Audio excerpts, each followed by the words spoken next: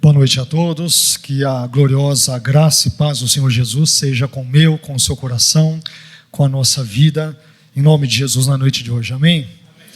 Nós estamos mais uma vez aqui felizes por estarmos na casa do nosso Deus, depois de termos tido uma escola bíblica dominical abençoada, aprendemos bastante aí desde a época do reinado de Davi, de Salomão, com o reino dividido, até o período interbíblico na escola dominical. Então, se você não veio, infelizmente você perdeu informações preciosas, valiosas, sobre uma parte importante das Escrituras, que é o Antigo Testamento.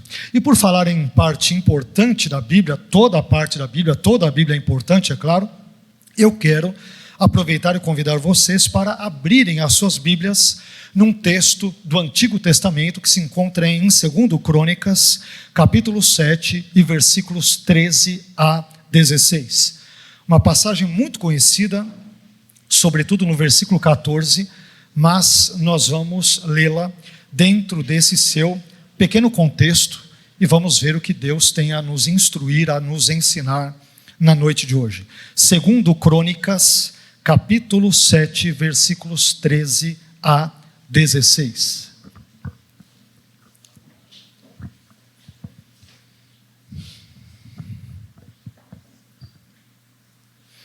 Diz assim a palavra do Senhor: se eu cerrar os céus e não houver chuva, ou se ordenar aos gafanhotos que consumam a terra, ou se enviar a peste entre o meu povo, e se o meu povo que se chama pelo meu nome se humilhar e orar e buscar a minha face e se converter dos seus maus caminhos, então eu ouvirei dos céus e perdoarei os seus pecados e sararei a sua terra.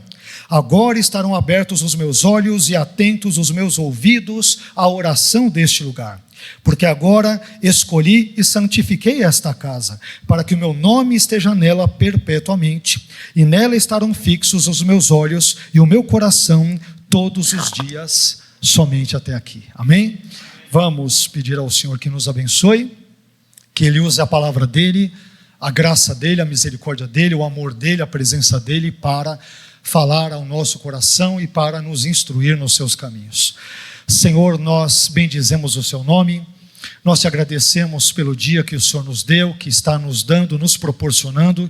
Obrigado, Senhor, por esta nação que, apesar de todos os seus contrastes, apesar de todos os seus problemas, Senhor, te louvamos porque o Senhor permitiu que aqui nascêssemos, que aqui existíssemos, aqui tivéssemos a nossa pátria, pelo menos em termos, Senhor, breves, temporários, porque sabemos que a nossa pátria está nos céus, como a sua palavra nos ordena e nos orienta. Mas te pedimos, Senhor, que o Senhor agora venha nos instruir, venha nos conduzir, venha, Senhor, nos ensinar acerca desse texto bíblico lido. Abençoe a nossa vida, abençoe a minha vida na transmissão desse texto, desse conteúdo. Abençoe também a sua igreja, Senhor, para que nós, em conjunto, cresçamos na graça e conhecimento do seu Filho Jesus, cresçamos, enfim, na graça e conhecimento da sua palavra como um todo. Abençoe-nos neste momento e, mais uma vez, nos conduza em todas as coisas. É o que pedimos ao Senhor, mais do que agradecidos, no nome do Senhor Jesus. Amém. Amém? Deus abençoe. Pode se assentar.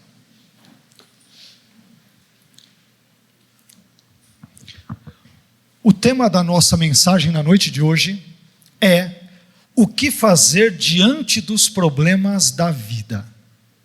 Talvez você não entenda inicialmente o porquê desse título, o porquê desse tema, mas eu te asseguro que ele é totalmente condizente com a passagem ora lida, do texto que nós acabamos de ler de 2 Crônicas, capítulo 7, versículos 13 a 16. Então este será o tema da nossa meditação, da nossa exposição na noite de hoje. O que fazer diante dos problemas da vida?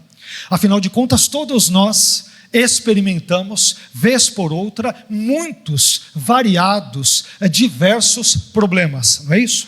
Talvez você tenha experimentado uma porção deles exatamente no dia de hoje. Problemas físicos, problemas emocionais, problemas financeiros, problemas talvez ministeriais, talvez espirituais, problemas de todos os tipos, de todas as sortes e de todas as ordens. E a Bíblia, entre os diversos textos que nela encontramos, nos traz uma série de lições, uma série de instruções sobre o que podemos, ou eu diria devemos fazer diante dos problemas da vida quando estes se nos apresentam.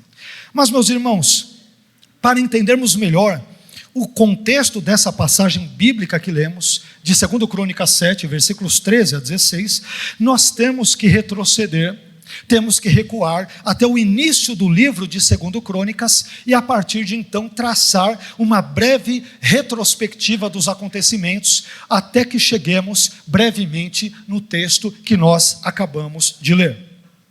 Em 2 Crônicas capítulo 1, Deus ele aparece ali a Salomão e lhe concede que peça aquilo que ele, Salomão, quiser.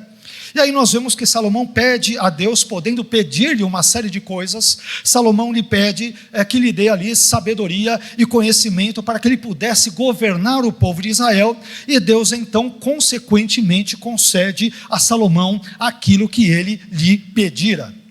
Quando nós avançamos um pouco mais e vamos para 2 Crônicas, no capítulo 2, nós vemos que Salomão manifesta o desejo de construir um templo para cultuar a Deus, e ele então faz planos com esse propósito em mente. Depois, em 2 Crônicas capítulo 3, Salomão começa então a construção do templo. Mais adiante, em 2 Crônicas capítulo 4, vários objetos valiosos são colocados no interior do templo. Um pouco mais adiante, em 2 Crônicas capítulo 5, a construção do templo é concluída, e os líderes e o povo de Israel, eles são reunidos diante do templo, e juntos, o rei Salomão e o povo passam então a oferecer uma série de sacrifícios, diversos, vários, milhares de sacrifícios a Deus. Avançando ainda mais, em 2 Crônicas, no capítulo 6, Salomão ele faz um belo discurso, e em meio a esse discurso, ele também ora a Deus, juntamente com o povo, e nessa oração, Salomão pede a Deus, entre outras coisas, isto está registrado em 2 Crônicas 6, versículos 26 a 30, Salomão pede o seguinte para o Senhor: Senhor, se houver ausência de chuvas e, portanto, seca na terra, se, por exemplo, existirem ali as pragas nas plantações, e se a peste, se tudo isso afetar o seu povo por causa dos seus pecados, mas se o seu povo, Senhor, ele orar ao Senhor e se arrepender dos seus maus caminhos, então que o Senhor ouça a nossa oração dos céus, então ouça as preces do seu povo e, portanto, perdoe os seus pecados. E agora então, nós chegamos em 2 Crônicas, no capítulo 7, e nos versículos 1 a 12, e nesse contexto, nós vemos Deus fazendo descer fogo do céu para consumir os sacrifícios oferecidos por Salomão e pelo povo, como sinal de aceitação desses sacrifícios. E Deus também aparece novamente a Salomão, e lhe diz que desta vez ouviu a sua oração, e escolheu também para ele, para Deus, o templo que Salomão acabara de construir. Então, meus irmãos, diante desse contexto todo, somente depois disso tudo é que Deus então dirige a Salomão estas palavras que nós acabamos de ler em 2 Crônicas capítulo 7, versículos 13 a 16, e que, mais uma vez, palavras estas que nos ensinam o que fazer diante dos problemas da vida. Aliás, novamente esse é o tema que eu estou de propósito frisando, que é o que fazer diante dos problemas da vida. E lendo esse texto, nós podemos descobrir no mesmo pelo menos 5 coisas que nós devemos fazer diante dos problemas da vida. Afinal de contas, como todos nós enfrentamos problemas, adversidades, dores emocionais, financeiras, físicas, sociais, políticas e assim por diante, morais e tantas outras, é importante sabermos quais são as orientações de Deus para nós. Afinal de contas, não é isso? Diante de cenários tão problemáticos, como Deus nos orienta a agirmos diante de cenários repletos de problemas. E é exatamente isso que esse texto irá nos ensinar. Indo direto aos pontos, a cada um destes 5 pontos, eu aprendo em primeiro lugar que, diante dos problemas da vida, nós temos que admitir que esses problemas são reais e variados. Diante dos problemas da vida, devemos admitir que esses problemas são reais, não são ilusórios, e são muitas vezes também variados. Veja o que diz segundo Crônicas 7:13. Se eu cerrar os céus e não houver chuva, ou se ordenar aos gafanhotos que consumam a terra, ou se enviar a peste entre o meu povo. Aqui nós temos uma série de problemas que Deus coloca ali conversando com Salomão, ouvindo a sua prece que fora antecedentemente feita. E aqui, meus irmãos, me permita dizer o seguinte para os irmãos: às vezes, os problemas que nós enfrentamos no nosso dia a dia, no nosso cotidiano, eles são tantos e tamanhos que, para lidar com eles, nós podemos, via de regra, ser tentados a adotar uma postura negacionista. Ou seja, nós criamos um mecanismo psicológico, um mecanismo mental, através do qual nós muitas vezes passamos a negar a realidade dos nossos problemas, dos problemas que nos cercam, e fazendo isso, nós acreditamos muitas vezes que os nossos problemas simplesmente irão desaparecer diante de nós. Eles estão ali, estão gritando, estão claramente demonstrando que estão presentes, mas muitas vezes nós criamos uma série de mecanismos mentais, psicológicos, imaginários, para não enfrentarmos os nossos problemas. Mas a grande verdade é que nós não devemos enfrentar os nossos problemas fazendo de conta que eles não existem, fazendo de conta que sejam ilusórios, fazendo de conta que sejam pequenos ou não sejam problemas reais. Muito pelo contrário, nós devemos enfrentar os nossos problemas admitindo que eles são reais e que eles podem se manifestar de diversas formas na nossa vida. E aqui em 2 Crônicas 7:13, o versículo que nós acabamos de ler, nós encontramos 3 tipos de problemas reais e variados, diversos, distintos, que podiam acometer o povo de Israel e que também podem nos acometer de vez em quando. Primeiro, problemas climáticos. Se eu cerrar os céus e não houver chuva, aliás, temos enfrentado nessas últimas semanas, nesses últimos dias, esse problema com queimas ali em matas, em vários lugares, no norte, nordeste, centro-oeste, agora aqui no sudeste também, em São Paulo, em várias outras regiões, problemas climáticos. Segundo, problemas agrícolas, ou se ordenar aos gafanhotos que consumam a terra. Então nós não temos mais plantações, não temos colheita, portanto não temos abastecimento, não temos o que comer, a comida não consegue chegar à mesa. Então imagine que o cenário é profundamente caótico. Terceiro, problemas psicossomáticos, ou se enviar a peste entre o meu povo. Ora, a peste, além de causar, obviamente, problemas físicos nas pessoas, também causa e causava e continua a causar problemas emocionais. Em suma, nós aprendemos nesse texto que os problemas da vida são reais e variados, e como tais, eles devem ser encarados, enfrentados, e com a graça de Deus, se Deus permitir, vencidos por nós. Então esse texto, primeiro, nele nós vemos Deus colocando na sua conversa com Salomão um cenário de problemas climáticos, agrícolas, psicossomáticos, enfim, esses 3 tipos de problemas resumem os problemas gerais que eu e você, toda e qualquer pessoa pode experimentar na sua vida e que via de regra experimenta. Então, a primeira coisa a fazermos diante dos problemas, meus irmãos, não é fecharmos os olhos para eles. Não é fazermos como aqueles 3 macaquinhos da ilustração, onde um não vê nada, não ouve nada, não fala nada, não sabe de nada, e assim por diante. Não vamos vencer os problemas que, vez por outra, se nos apresentam, fazendo de conta que eles simplesmente não estão ali. Os problemas são reais, Mas é importante sabermos que o Deus da Bíblia também é real, e Ele está conosco lado a lado, ombro a ombro, quando nós passamos por aflições na vida, de modo que sempre está conosco para nos abençoar com a sua graça, com o seu poder, com as suas mãos poderosas e assim por diante. Mas isso agora então permite-nos encaminhar para um segundo ponto. Nós já vimos em primeiro lugar que os problemas são reais e são diversos. Diante disso, nós nos deparamos com o segundo item, que é o seguinte: diante dos problemas da vida, nós temos que saber qual é a nossa identidade. Diante dos problemas da vida, devemos saber qual é a nossa identidade. Sabemos que os problemas existem, são reais, aparecem de forma climática, agrícola, psicossomática, de todos os momentos, contextos, origens, eles são reais. Diante disso, é importante sabermos qual é a nossa identidade diante dos nossos problemas. Versículo 14, parte A, 2 Crônicas, capítulo 7, versículo 14, parte A. E se o meu povo que se chama pelo meu nome,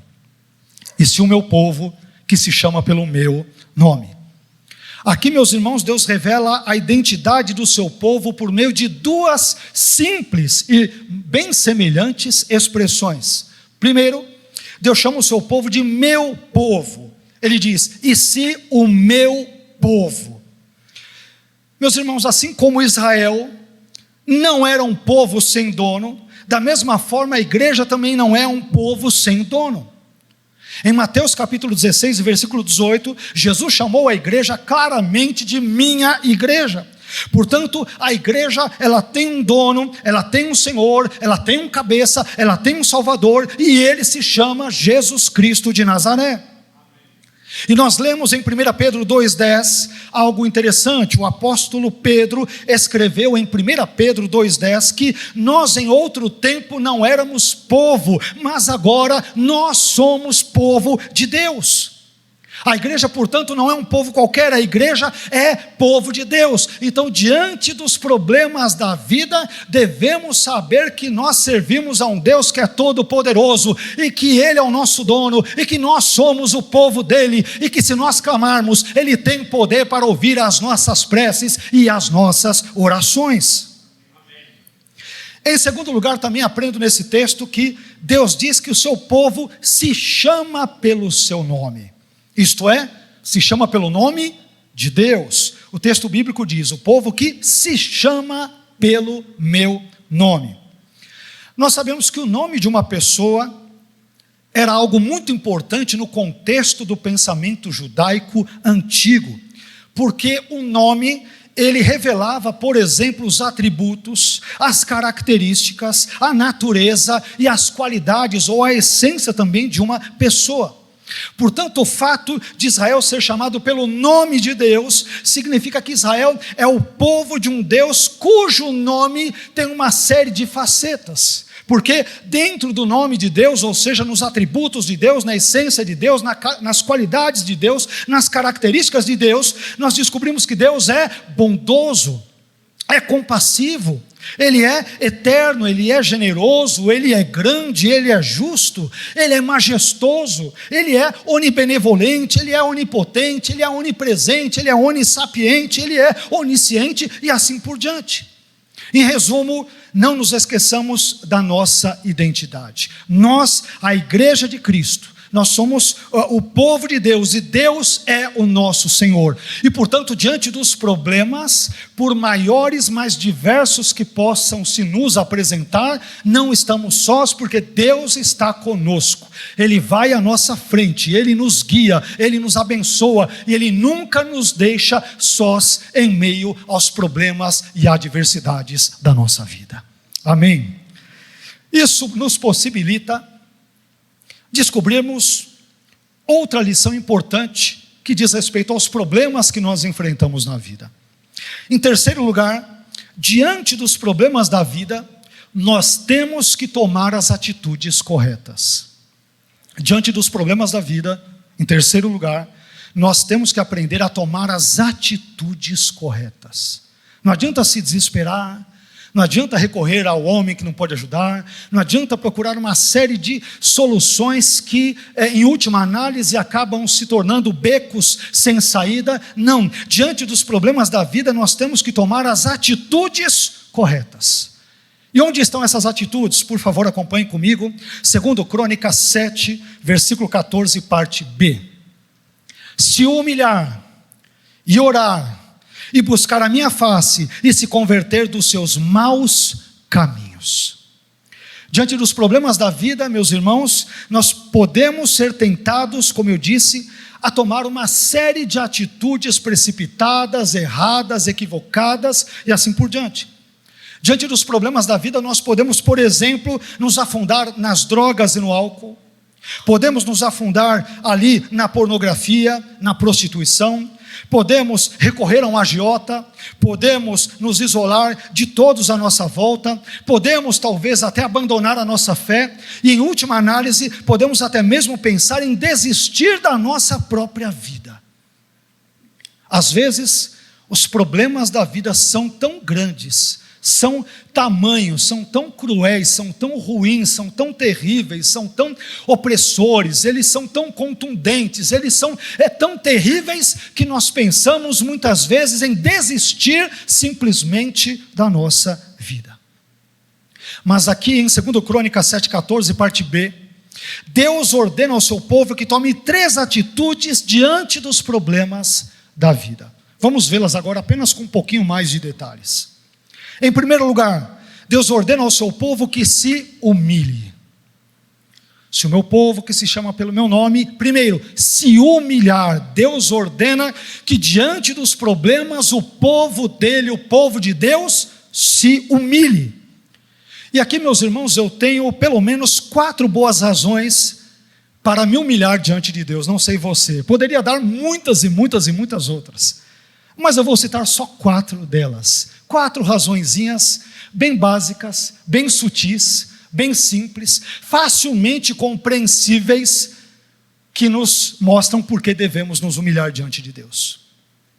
Primeira razão, por que eu devo me humilhar diante de Deus? Primeira razão, eu sou apenas uma pessoa entre as cerca de 8 bilhões e 200 milhões de pessoas que existem no mundo. Segunda razão, eu moro em um país que é apenas um país entre 193 países que existem no mundo. Terceira razão, eu habito em um planeta que é apenas um planeta entre os estimados 10 trilhões de planetas que existem no sistema da Via Láctea, para não contar as outras galáxias. E quarta, eu estou dentro de uma galáxia que é apenas uma entre as estimadas de 100 bilhões a 2 trilhões de galáxias que existem no universo, e o universo este que por sua vez contém apenas cerca de 10 sextilhões de estrelas. E diante disso tudo eu te pergunto, quem somos você e eu na fila do pão? Como a gente costuma dizer nos dias de hoje. Não, mas eu não sei o que lá, meu irmão. Nós somos uma pontinha no meio do nada. Nada. Nós não somos absolutamente nada. Por isso, diante dos problemas da vida, devemos nos humilhar diante de Deus por causa da nossa pequenez, da nossa profunda pequenez, e também por causa dos nossos pecados. Eu creio que já são razões suficientes para isso. Amém? Mas em segundo lugar, Deus também ordena ao seu povo que ore buscando a sua face. O texto continua dizendo, se o meu povo que se chama pelo meu nome se humilhar, e depois, e orar e buscar a minha face. Às vezes, irmãos, diante de tantos problemas que temos, nós somos tentados a procurar em primeiro lugar soluções humanas. E não é que haja erro em si em procurarmos soluções humanas. Pessoas estudaram, não é isso? Médicos, engenheiros, enfim, todas as demais profissões ali presentes, inúmeras que nós temos, professores e tantos outros ali profissionais da área. Então, Deus dotou os seres humanos com inteligência para poder, entre outras coisas, ajudar uns aos outros. Mas a questão é que muitas vezes diante dos nossos problemas, nós buscamos a Deus apenas em segundo plano, em terceiro plano, em quarto plano, quando nós nos lembramos dele. E aqui o texto está colocando problemas bem concretos. Senhor, se deixar de chover, e se os gafanhotos vierem, a locusta, as pragas acabarem com toda a lavoura, e se a peste, passamos agora há pouco, infelizmente, no mundo inteiro por uma pandemia, e se uma desgraça dessa nos acometer, o que nós devemos fazer? Ele diz: se humilhem e orem a mim e busquem a minha face. Irmãos, diante dos problemas da vida, Deus quer que busquemos a face dele em primeiro lugar. Isso nas coisas gerais da nossa vida. O apóstolo Paulo, por exemplo, ele nos disse em Filipenses capítulo 4 e versículo 6, o seguinte: não estejais inquietos por coisa alguma. Ele não colocou restrições, ele não colocou cercas, ele não colocou notas de rodapé, ele disse: não estejam inquietos por coisa alguma, antes as vossas petições, sejam elas quais forem, obviamente esse seja elas quais forem, estou acrescentando de propósito, prefeito de ênfase, as vossas petições sejam em tudo conhecidas diante de Deus, pela oração e súplicas com ação de graças. Meu irmão, o que tem te atormentado? O que tem tirado a sua paz? O que tem acabado com o seu sono? E nesse momento, portanto, eu te encorajo a apresentar os seus problemas diante do Senhor. Busque ao Senhor, peça ao Senhor que te abençoe e creia que Ele é poderoso para ouvir as suas preces, as minhas preces, e é poderoso, portanto, para abençoar a minha e a sua vida em nome de Jesus. Amém. Mas uma terceira coisa também pode ser aprendida aqui. Em terceiro lugar, Deus ordena ao seu povo que se converta dos seus maus caminhos. Não é só se humilhar, não é só orar e buscar a face do Senhor, mas é, em terceiro lugar, algo extremamente importante. Tudo que Deus nos ordena é importante, é claro, mas ali nos convertermos dos nossos maus caminhos. Diante dos problemas da vida, nós devemos nos lembrar de três coisas. Primeira, que somos pecadores. Segunda, que os nossos pecados desagradam profundamente a Deus. E terceira, que nós precisamos nos arrepender urgentemente dos nossos pecados. Portanto, quando nós analisamos esses itens, nós descobrimos que quando nos arrependemos dos nossos pecados, quando nos voltamos os nossos olhares a Deus, quando nós buscamos fazer com que a nossa vida seja trilhada conforme os valores dele, Ele promete que vai nos abençoar, que vai nos restaurar e que vai agir na nossa vida e também através dela. Isso nos leva ao quarto e penúltimo ponto que nós encontramos nesse texto. Em quarto lugar, diante dos problemas da vida, nós temos que confiar nas promessas de Deus. Em quarto lugar, diante dos problemas da vida, que são muitos, que são grandes, o que devemos fazer? Devemos confiar nas promessas de Deus. Veja o que diz 2 Crônicas 7,14, parte C.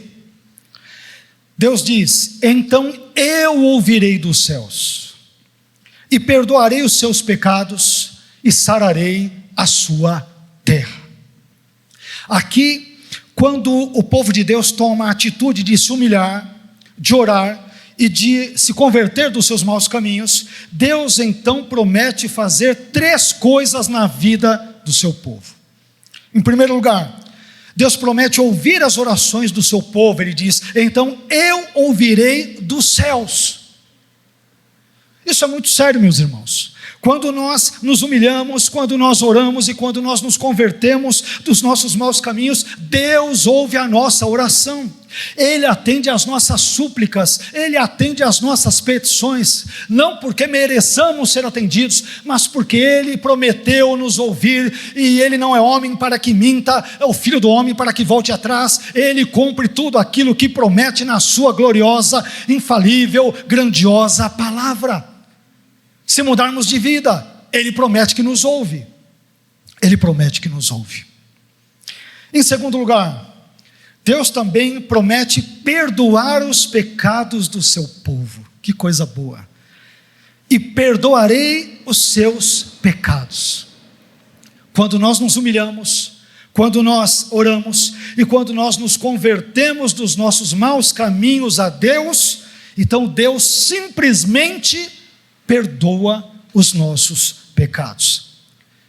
E ter os pecados perdoados significa viver em paz com Deus, significa ter um relacionamento abençoado e amistoso com Deus, significa, como nós acabamos de cantar, sermos amigos de Deus, quando, por exemplo, e portanto, nós obedecemos os seus mandamentos, como foi lido minutos atrás. Mas nós temos os nossos pecados perdoados. Em terceiro lugar, Deus promete sarar a terra do seu povo, e sararei a sua terra. Quando nós nos humilhamos, quando nós oramos e quando nós nos convertemos dos nossos maus caminhos a Deus, Deus então envia chuvas, Ele remove as pragas da lavoura e Ele abençoa a plantação e a colheita do seu povo. Em outras palavras, quando nós mudamos de vida, Deus também, pela sua graça, intervém no nosso cotidiano e em todas as coisas que dizem respeito à nossa existência. Esse ponto é muito importante, porque quando nós lemos a Bíblia, somos tentados a pensar que porque Deus é eterno, porque Ele é sublime, porque Ele é onipotente, porque Ele é onipresente, enfim, porque Ele é uma série de coisas que a Bíblia diz que Ele é, e de fato Ele é, somos tentados a pensar que Deus está distante, né? Como Ele diz mesmo que o céu é o trono dEle, a terra, o estrado onde Ele descansa ou repousa os seus pés. Poxa, nesse exato momento, dependendo do fuso horário, no nosso caso aqui no Brasil, às 7h17 da noite, Deus deve estar lá interessado na galáxia tal de Andrômeda, de não sei o que, de não sei o que lá. Ele não está preocupado com a minha vida, com os meus problemas, com a minha existência. Afinal de contas, pastor, o senhor acabou de ler que nós não somos nada. Cada um de nós é apenas uma pessoa entre cerca de 8 bilhões e cerca de 200 milhões de pessoas dentro de um universo fabuloso, incontável, inimaginável, porque Deus, afinal de contas, portanto, se preocuparia comigo? E a resposta é, porque Ele prometeu que faria isso. E Ele não volta atrás na sua palavra. E Ele prometeu que se nós nos humilharmos, e se nós orarmos, e se nós mudarmos de vida, Ele então ouvirá dos céus, Ele perdoará os nossos pecados, Ele sarará a nossa terra, Ele se preocupa sim com a minha vida e com a sua vida, sim.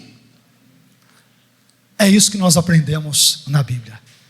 A nossa vida é pequena, e é mesmo, pequena demais, diminuta demais, nós não somos absolutamente nada diante de uma criação tão estupenda, tão grandiosa, tão maravilhosa, tão inexprimível como esta que nós temos diante de nós. Mas Ele quis, ninguém o obrigou, Ele quis voluntariamente, não por necessidade, olhar para a minha e para a sua vida, quis nos criar e quis cuidar da nossa vida, porque Ele prometeu, e aquele que prometeu é poderoso para cumprir cada uma das suas gloriosas promessas.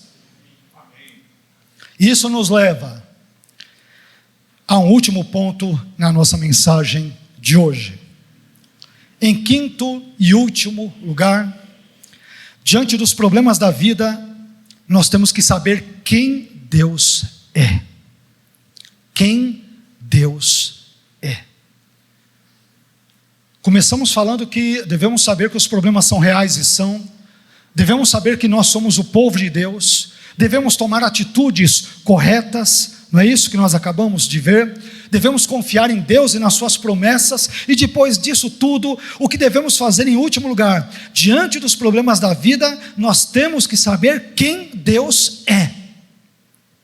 Isso é muito importante, porque às vezes, irmãos, nós podemos ligar a vida cristã no piloto automático.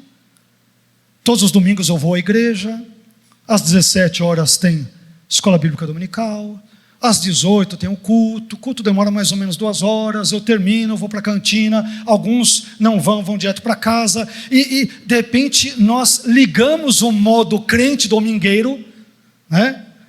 E às vezes nós não sabemos quem Deus é. Às vezes nós desconhecemos Deus, e isso faz com que muitas vezes nos afundemos nos nossos problemas, por desconhecermos quem Deus é.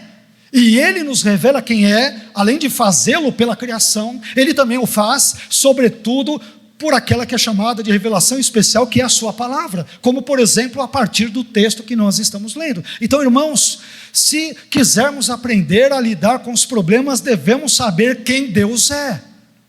Quem Deus é. Vamos ver o texto? 2 Crônicas, capítulo 7, versículos 15 a 16, o último ponto da nossa mensagem de hoje. Agora estarão abertos os meus olhos e atentos os meus ouvidos à oração deste lugar. Uma referência ao templo ali que Salomão havia construído. Porque agora escolhi e santifiquei esta casa, ou seja, o templo, para que o meu nome esteja nela perpetuamente. E nela estarão fixos os meus olhos, o meu coração, todos os dias. Aqui, nos versículos 15 e 16 de 2 Crônicas 7, Deus nos revela 4 das inúmeras características maravilhosas que Ele possui. Deus possui inúmeras características, qualidades e assim por diante, mas aqui nós aprendemos 4 delas que nos interessam para a mensagem dessa noite e respeitando o contexto da passagem bíblica que nós estamos aqui estudando. Em primeiro lugar, como que Deus se apresenta nesse texto? Deus aqui é um Deus que vê. Deus é um Deus que vê. 2 Crônicas 7, versículo 15, parte A diz: agora estarão abertos os meus olhos. Meus irmãos, Deus que é onisciente, Ele vê e conhece absolutamente todas as coisas. Nada e ninguém escapa ao seu olhar, ao seu conhecimento. Aliás, o autor da Epístola aos Hebreus, em Hebreus 4,13, ele disse que todas as coisas estão nuas e patentes aos olhos daquele com quem temos de tratar. Então, preste bem atenção nisso. Diante dos problemas da vida, não se esqueça de que Deus tudo vê e tudo conhece, o que inclui a sua vida e os seus problemas, a minha vida e os meus problemas. Deus está vendo. Não, pastor, mas às vezes eu tenho a impressão, é uma falsa impressão. Parece que Deus virou as costas, parece que Deus não está nem aí. Parece que eu choro e não acontece nada, eu oro e não acontece nada, eu clamo e jejuo e parece que não resolve nada, parece que os céus se transformaram numa parede sólida de bronze ou de ferro, Deus não responde e já estou orando, não é há dias nem há semanas, mas é há meses e há anos, e parece que Deus não está nem aí com a minha vida e com os meus problemas. E a resposta é: Deus conhece todas as coisas, Ele vê todas as coisas, o que inclui a sua vida, o seu casamento, a sua família, os seus dilemas existenciais, as suas crises, as suas dúvidas, as suas dores, as nossas dores. Deus está de olho, o trono não está vazio, Deus está no trono, está olhando para a minha vida e para a sua vida também.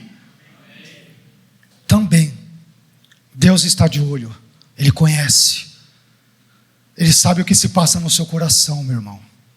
Melhor do que a máquina mais moderna de raio-x, de ultrassonografia, de tomografia, Deus nos conhece infinitamente melhor do que a nós mesmos. Ele sabe daquilo que tira a sua paz, daquilo que te frustra, daquilo que te amedronta, daquilo que te preocupa, nos preocupa, Ele sabe disso.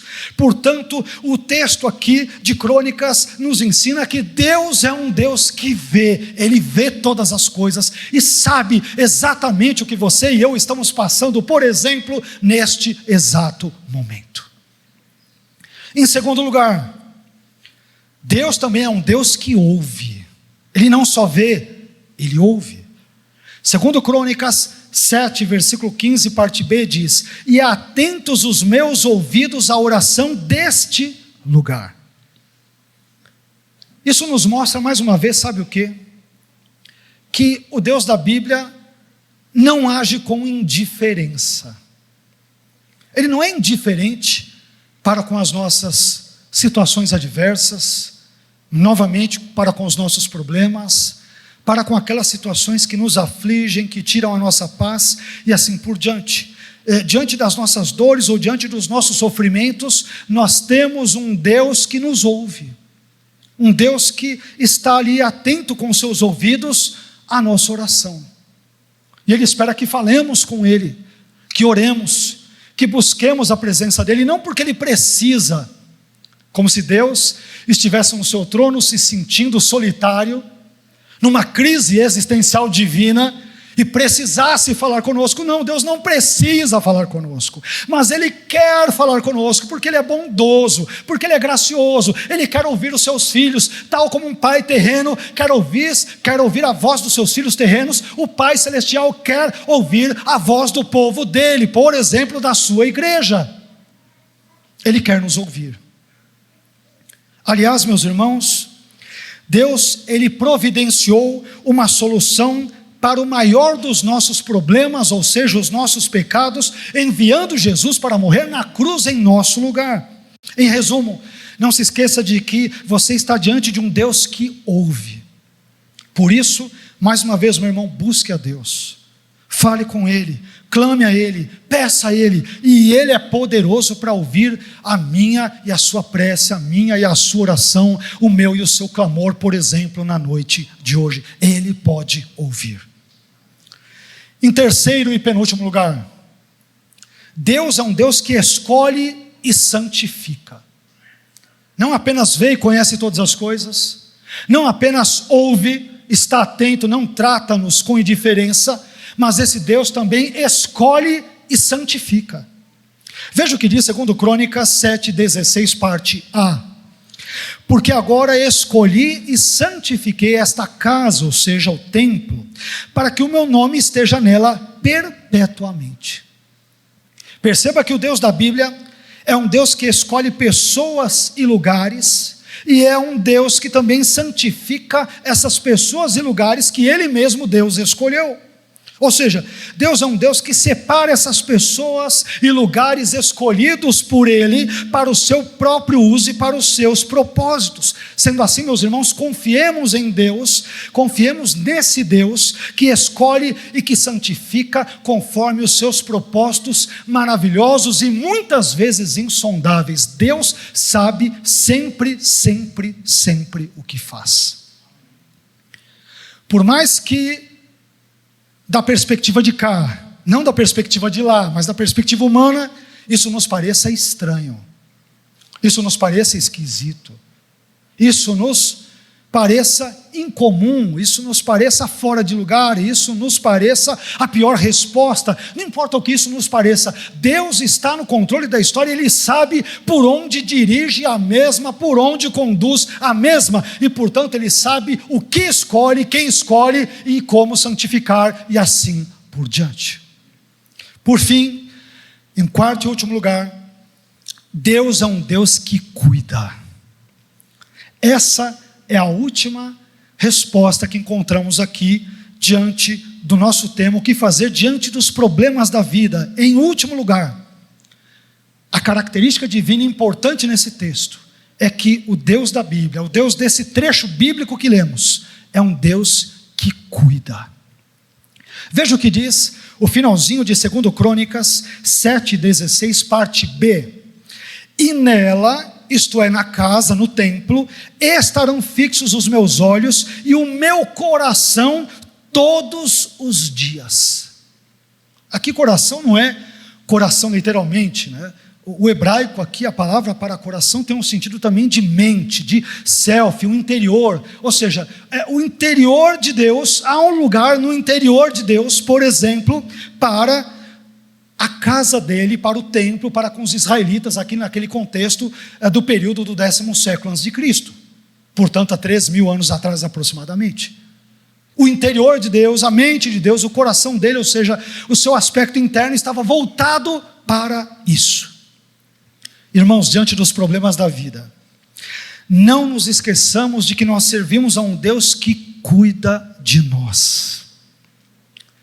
Como Pedro muito bem disse, em 1 Pedro 5,7, nós devemos lançar sobre Ele, ou seja, sobre Deus, toda a nossa ansiedade. Por que, apóstolo Pedro? Porque Ele, Deus, tem cuidado de nós. Nós servimos a um Deus que cuida da gente. Às vezes, a aparência, isso é ilusório, parece que o mundo está andando randomicamente, automaticamente, sem freio, não é isso? Parece que Deus perdeu as rédeas, parece que Deus não está mais no controle.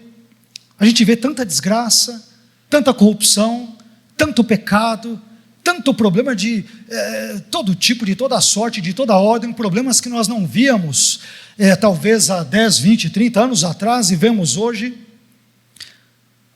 Nós podemos ter a falsa impressão de que Deus abandonou tudo, virou as costas e simplesmente sumiu do mundo que Ele mesmo, Deus, criou. Mas quando eu olho para textos como este, eu descubro que Deus é um Deus que cuida. Ele cuida. Meu irmão, você e eu não estamos sozinhos neste mundo. Não estamos largados neste mundo. Não estamos soltos à deriva neste mundo. Há um Deus que cuida de nós. Há um Deus que cuida de nós. Amém. Eu gostaria de concluir essa mensagem dizendo que hoje, com base em 2 Crônicas 7, versículos 13 a 16, nós aprendemos 5 coisas que devemos fazer diante dos problemas da vida. Em primeiro lugar, nós vimos que diante dos problemas da vida, nós temos que admitir que esses problemas são reais e variados. Meu irmão, nós não vencemos os problemas fazendo de conta que eles não existam. Amém? Encare os problemas de frente, mas peça ajuda a Deus. Deus é poderoso para ajudá-lo a vencer esses problemas em nome de Jesus. Em segundo lugar, diante dos problemas da vida, nós temos que saber qual é a nossa identidade. Nós somos povo de Deus. Não somos melhores do que ninguém, mas servimos aquele que é o nosso Senhor. Nós somos povo de Deus e Deus é poderoso para ouvir as orações do seu povo. Em terceiro lugar, diante dos problemas da vida, nós temos que tomar as atitudes corretas. Temos que nos humilhar diante de Deus, temos que orar, temos que buscar a sua face e temos, sobretudo, que abandonarmos os maus caminhos de pecado que desagradam a Deus. Em quarto lugar, diante dos problemas da vida, nós temos que confiar nas promessas de Deus. Afinal de contas, Ele nos fez várias promessas maravilhosas. Ele prometeu nos ouvir dos céus, Ele prometeu perdoar os nossos pecados e prometeu sarar a nossa terra. Ele prometeu nos abençoar se nós nos arrependermos verdadeiramente dos nossos pecados. E por fim, em quinto e último lugar, diante dos problemas da vida, nós temos que saber quem Deus é. Quem Deus é. Vimos que Deus é um Deus que conhece tudo, é um Deus que ouve. Vimos que Ele é um Deus que escolhe e que santifica, mas também é um Deus cuidador, que está preocupado com a vida do seu povo, parte do qual está aqui presente na noite de hoje. Amém? Deus se preocupa com a minha vida e com a sua vida. E a esse Deus seja dada a glória, a honra e o louvor para todos sempre. Amém. Vamos ficar em pé?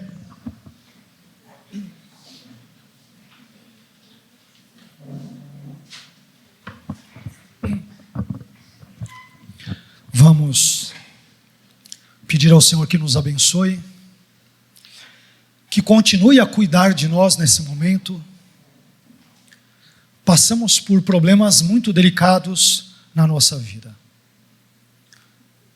Esses dias eu assisti a um programa e vi a quantidade de pessoas, sobretudo que me espantou, eu até comentei com a Noeli na época, no contexto, muitos jovens se suicidando. Jovens assim, entre um pouco depois da adolescência e juventude, com 16 anos. Eu fico pensando, poxa, Se uma pessoa de repente, 90 anos, está lá, ela está numa situação difícil, de repente com uma série de problemas de saúde, você até imagina, entre aspas, embora não justifique, mas você entende porque essa pessoa quer dar um fim à sua vida. Mas eu estava vendo jovens de 16 anos, 18, 25 anos, pensando em desistir da vida. Por quê? Por causa dos muitos problemas que todos nós enfrentamos diariamente. Citamos alguns deles na noite de hoje. Problemas com seca, no caso do texto bíblico, com praga, com peste, com enfermidade, são problemas muito atuais. Além de problemas outros, resultantes do contexto em que nós hoje vivemos. Mas todos nós temos problemas. Sempre tivemos, desde a queda, desde Gênesis 3, a queda é que inventou esse negócio chamado problema na nossa vida. Todos nós temos. Não se engane. Não, pastor, não tem problema. Você que acha. A Noeli não tem problema. Você que acha. Temos, e muitos. Mas eu sei que você também tem os seus problemas. Nós não podemos nunca ser indiferentes ao problema do outro. É fácil julgar o outro não estando na pele dele, na vida dele, na condição dele, dela. É fácil falar, é fácil. E às vezes nós, não por maldade, às vezes por ingenuidade, às vezes por imaturidade, pensamos que ninguém tem tantos problemas nesse mundo como nós temos. Isso não é verdade. Mas a verdade é que há um Deus que cuida de nós. Amém? Ele sabe dos meus e dos teus problemas, meu irmão. Ele sabe talvez o esforço hercúleo que você fez para estar aqui no culto na noite de hoje. Talvez você nem pensasse em estar. Poxa, pastor, meus problemas estão tão grandes que hoje eu nem queria ir para a igreja, nem queria ir para o culto. Estou muito desanimado, desanimada, muito para baixo. Os problemas, quanto mais eu oro, parece que eles se multiplicam. E de fato, pastor, eu tenho pensado talvez em alguns momentos até em desistir da minha vida. Não se engane, porque os problemas também podem ser muito cruéis para com os cristãos. Às vezes nós pensamos que certos problemas afetam apenas pessoas do mundo, mas não afetam crentes. Irmãos, isso é um grave engano. Já ouvi pessoas dizerem: não, mas depressão não pega em crente de verdade. Meu irmão, em que mundo você vive? Como? Você não fica com gripe? Crente não fica com gripe? Com resfriado? Não adoece? Não morre? E por que não existe crente depressivo? Você tirou isso de onde? Crente fica com depressão, sim. Crente pode ficar profundamente triste, sim. Tudo que é comum a qualquer pessoa, em termos das dificuldades e problemas deste mundo, são comuns a nós cristãos. Caso contrário, nenhum de nós morreria.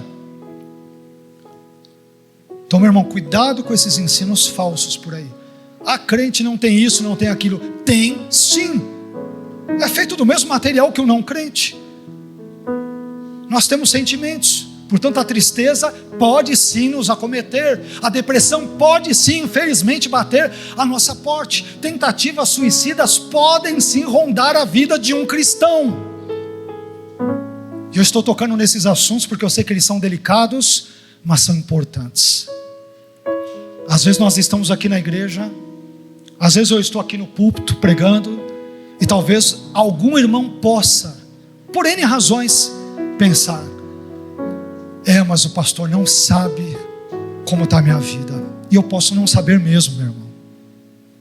O pastor não sabe como tem sido difícil para mim sobreviver, existir apenas porque eu tenho pensado às vezes em jogar a toalha, abandonar tudo e quer saber desistir dessa vida. Meu irmão, Deus está conosco em meio aos nossos problemas. Você não está sozinho. Amém? Essa palavra hoje, de propósito, eu estou insistindo nesse ponto no final, porque eu quero o seu bem. E sei que Deus também quer. Deus quer vê-lo bem, vê-la bem. O que não quer dizer viver ausente, imune aos problemas. Não é nada disso. A Bíblia nunca ensinou tal coisa. Mas Deus não nos promete isenção total de problemas, mas Ele promete que está conosco no meio deles. Quando nós andamos no vale da sombra da morte, o salmista diz: eu não vou temer mal algum. Por quê? Porque Deus me tira do vale? Muitas vezes não, mas Ele diz: porque Tu estás comigo no vale. Às vezes Deus não livra do vale, mas Ele é uma ótima companhia conosco junto ao vale. Meu irmão, não desista, tá? Você que talvez pensou em desistir do casamento, não desista. Desistir da família, não desista. Eu vou sair de casa aí sem rumo, não faça isso. Eu quero saber, eu vou me entuchar de remédios, eu vou dar um fim à minha vida. Pelo amor de Deus, em nome de Jesus, não faça isso. Deus está com você em meio a esse vale. Ele está com você, você não está só. Há uma igreja aqui que te ama. Há irmãos que te amam. Há pessoas que se preocupam com você. Há muitas pessoas que de fato se interessam pela sua vida. Por favor, acredite nisso. Não é da boca para fora, é verdade. Amém? Diante disso, feche os teus olhos. Vamos orar ao Senhor. Nessa oração, eu gostaria que você se sentisse abraçado pelo Senhor. Eu sei que se trouxe essa mensagem nesta noite, ela não foi e não está sendo em vão. Certamente devemos ter em nosso meio pessoas que estão num grau tão profundo de desânimo, de tristeza, talvez de depressão, talvez. Mas meu irmão, Deus é com você. Ele é com você. Ele não fez e não faz vistas grossas ao seu problema. Nunca se esqueça disso. Sinta-se abraçado durante essa oração. Sinta-se na liberdade do Senhor para chorar, para colocar para fora, para orar e falar: Senhor, me perdoe porque eu pensei em fazer besteira com a minha vida, mas te peço perdão, me reconduza pelos teus caminhos. Meu irmão, ore a Deus. Amém? Ah, Senhor, obrigado por essa palavra nesta noite. Eu creio que ela não foi dita, não foi trazida aqui em vão. Estamos vivendo dias tão conturbados na terra, e particularmente também no Brasil, com tantas incertezas políticas, econômicas, relacionadas ao trabalho. Ficamos preocupados se conseguiremos ou não pagar as nossas contas no dia de amanhã. Ficamos preocupados com tantas coisas na nossa família, no nosso casamento, nos nossos relacionamentos. Doenças, enfermidades, algo que nos é tão caro, nos custa tão caro, e temos pedido a Ti há tanto tempo, mas até agora nada. O Senhor simplesmente continua permanecendo em silêncio. Isso é uma coisa que nos incomoda, que nos aflige, que nos machuca, que nos magoa, que nos entristece.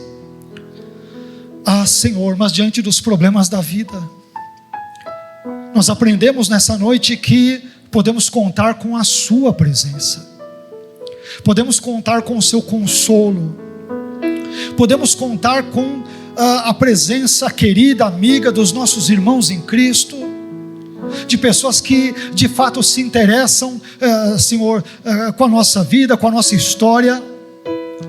Mas eu te peço, Senhor, continue a cuidar de nós, que o Senhor nos abrace nesse momento, que a Sua graça nos envolva nesse momento. Ah, Senhor, vai ao encontro desse meu irmão, dessa minha irmã, que precisa da Sua graça que abrace, que envolva, que restaure, que cure, que perdoe, que liberte nesse momento. Só o Senhor pode ir em lugares onde nenhum de nós tem condições ou competências para ali ir.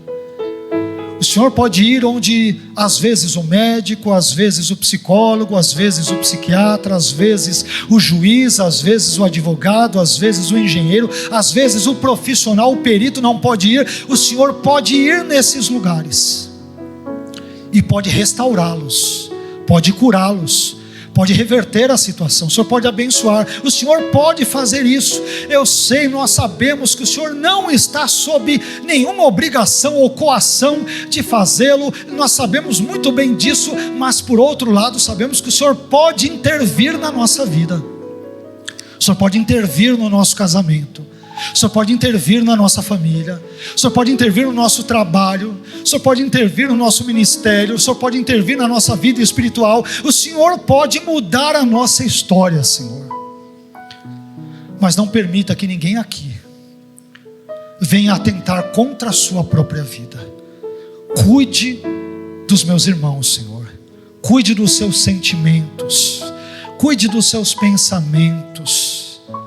Dê alegria ao que está triste, console ao abatido, restaure o que está na depressão, levante o que está caído, fortaleça, Senhor, os joelhos daquele que está fraquejando, dê um novo ânimo, um ânimo redobrado para aquele que já se vê sem nenhuma esperança, desesperançoso na vida. Mas, Senhor, eu te peço, eu te imploro, por favor, faça algo na vida do meu irmão, na vida da minha irmã, na vida dessa igreja. Faça algo, por favor, eu te peço, porque nós precisamos da sua cura, nós precisamos da sua restauração, nós precisamos dos seus cuidados. E o Senhor que prometeu é poderoso para cumprir a sua palavra. Fica conosco e nos abençoe nesta hora. Muito obrigado por tudo, Senhor. Em nome de Jesus. Amém.